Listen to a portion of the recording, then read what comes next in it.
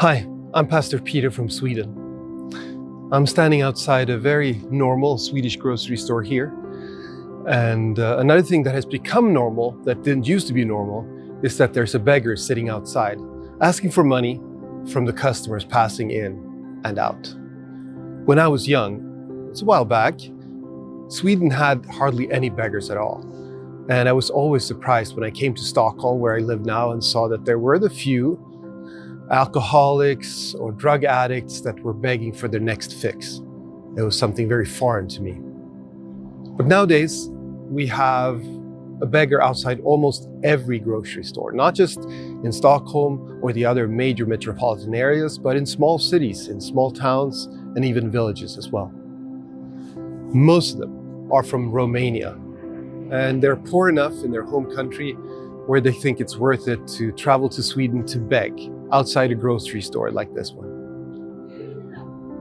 The beggar outside our local grocery store where we live is named Francesca, and she tries to support not just herself, but 4 young children back home through begging, 7 days a week, 12 months a year. I think for most of us, begging would be the last option when there was no other option that we could see to support ourselves and our family. There's a level of humiliation to begging when you have nothing to offer in return. We would like to be in a position where we could barter, where we could offer something for what we're asking somebody to give us.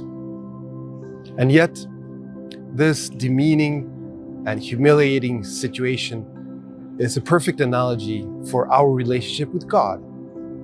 Because when we come in front of God, we have nothing to offer in return when we ask Him for something. We can't say, look at all my good deeds, because then He will say, you are a sinner. Look at all your bad deeds. And we can't say, hey, I'm a better person than my neighbor at least. Look at her, she's cheating on her husband, and I heard that she steals every once in a while. And God says, don't compare yourself to her. Compare yourself to perfection and to my law. We have nothing to offer God in return when we ask Him for forgiveness.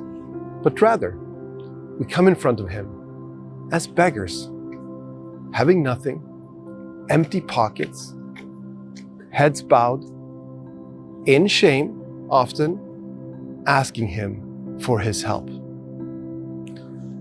But that's the right attitude towards God. Because when we ask Him for forgiveness, He never walks past like many people do here with this beggar. He never says, I don't have time for you. He never says, you don't deserve it. He never says, go get a job instead. But rather He says, yes, I love you. I want to help. You have my forgiveness. Not only that, through Jesus, you have eternal life. We are God's beggars. And that's not a bad thing. That's a blessed existence. Thanks for spending time with me today, and God bless your day. Bye now.